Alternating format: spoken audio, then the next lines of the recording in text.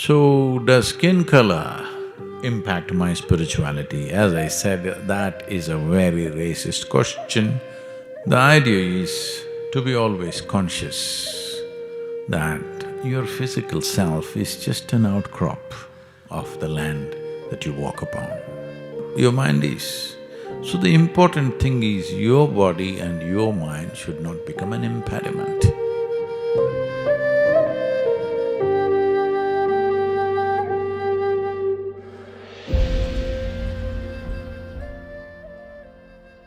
This question is from Isabel. Sadhguru, I heard you speaking about the impact of wearing clothes with different colors. Also, the monks in Isha and India wear orange as it helps in their spiritual journey. I want to ask a question if wearing certain colors can impact our spiritual growth. What is the impact of the color of the skin on our spiritual journey? This is a racist question.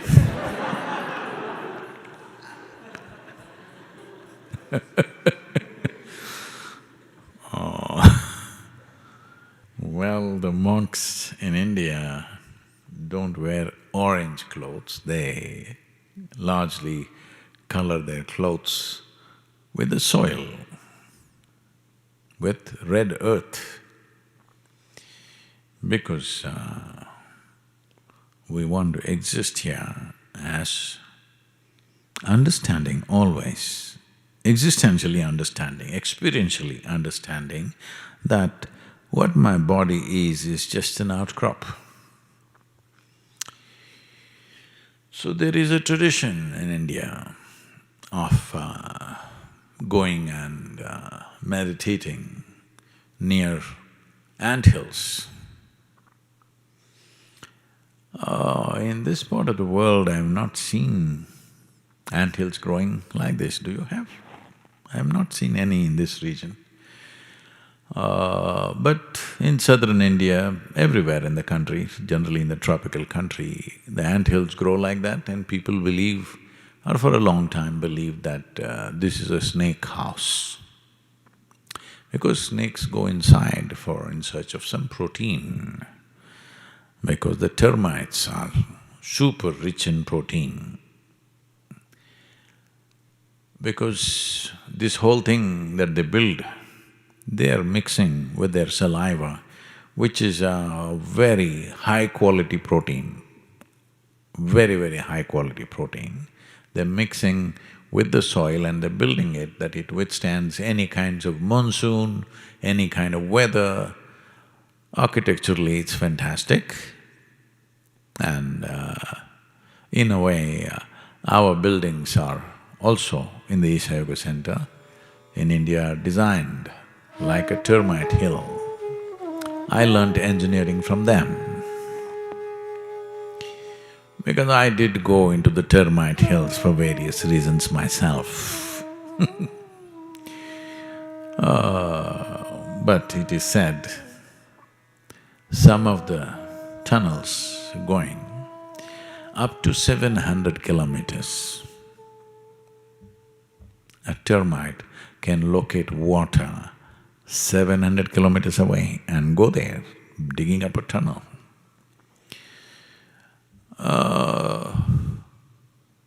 A lot of people who don't have any water divining capabilities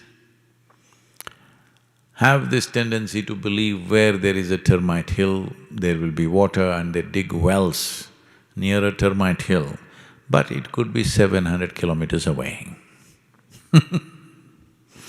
It's happened to quite a few people that they did not find any water. Sometimes it is true. So, the idea is to be always conscious that your physical self is just an outcrop of the land that you walk upon. That's not of great significance. Keeping it well is important. Keeping it well is important not to flaunt to other people,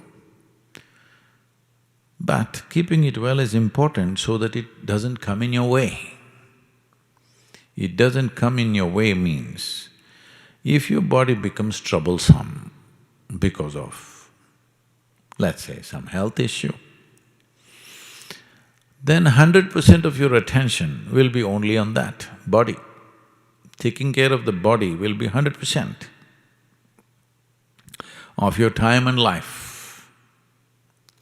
So keeping the body in such a way, if you sit here, you're not even aware that it's here. Otherwise,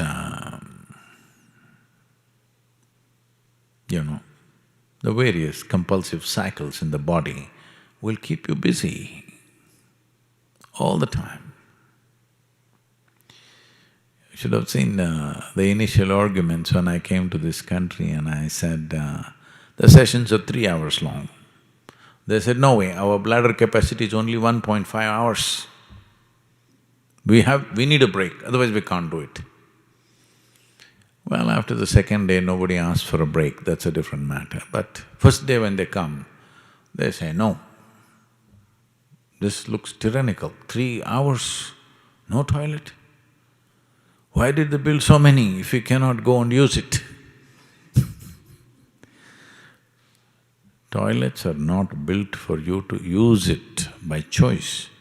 When the body's compulsions demand, we use it. But when the compulsive cycles are too short, then this keeps you busy all the time. Eating, toilet, relieving yourself endlessly, this will keep you busy. But once a certain ailment or pain or something manifests in the body, it will keep you 100% busy. So keeping it well is not about showing it off to somebody, how my body is. Keeping it well is, it's not in your way, it's not an impediment, it's a platform upon which you can stand.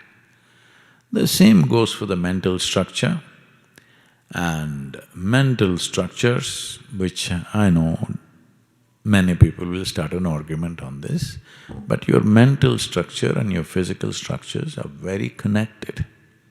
If you keep your physical structure and the cycles in the body at a certain level of stability, psychological stability is a kind of a consequence. Well, people will argue because they think mind is a separate world by itself. Yes, their mind is because it's a separate mind, it's a separate world, it's not here. But your brain is also body, isn't it?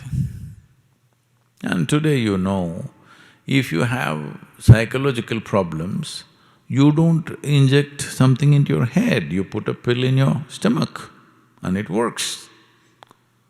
So obviously, physiological stability, the chemical stability in the body is vital for how your mind is. So the important thing is your body and your mind should not become an impediment. Especially for one who is focused on something beyond that, he doesn't want his body to come in the way. So sannyasis are wearing clothes which are washed in soil because the best way to make the body stable is to be connected to the earth. Today, various quasi-sciences are coming up and they say people are sleeping with a copper wire attached to their big toe and earth it in the ground and all kinds of things. All you have to do is, maybe in this country, in this kind of weather, you cannot really walk barefoot all over the place, but at least indoors, you walk barefoot. At least indoors, that's not really earth. So much is in between you and earth, but at least there, because still there is a benefit. So this is like earth covering yourself, because your clothing has the quality of the earth and it connects you in so many ways, keeps your body aside and you're always conscious that your body is a part of this earth. So even when death comes, you don't have a great amount of struggle because anyway it was a part of this always. But in your head you can imagine things just to stop that imagination. So, does skin color impact my spirituality? As I said, that is a very racist question. But now anyway you ask, so why should I miss the opportunity?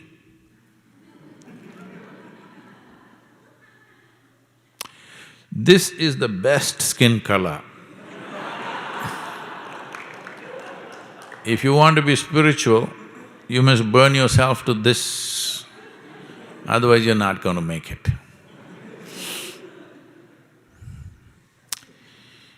So based on skin color, will you get there or not? It's like this. I was, the other day, 2 days ago, I was driving out near Fall Creek Fall, and two guys, little soaked up in mud, and they suddenly came out of the forest. They had parked their truck somewhere close by, and they came towards the truck. Then I saw they were carrying crossbow, they had arrows and a crossbow. So they're hunters. When I looked at them, the first thing, the way they were soaked in earth, because they've been lying there somewhere, and previous night there has been rains in the area, so they're all kind of a little damp with that. It reminded me of my days in the forest. Well, I never took a crossbow because I had no intention of hunting, but just being in the forest. After a week, these guys were out just for a couple of hours or maybe a few hours. I was out there for weeks. When I came back, soil was everywhere, You had to come and clean your ears, your nostrils and everything, because earth will soak into you. But they had crossbows. Let's say these two guys, next time they went hunting in the month of December, they got lost. The game warden had told them, when you get lost, don't worry.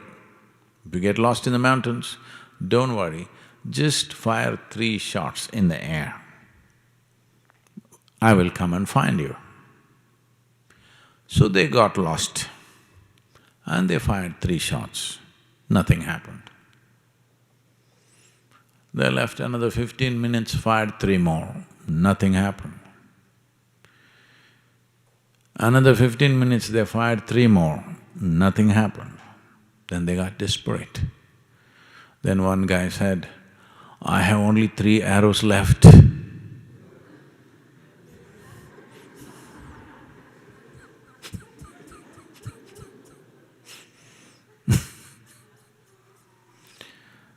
So, if you're looking at your skin color and thinking whether you will get enlightened or not,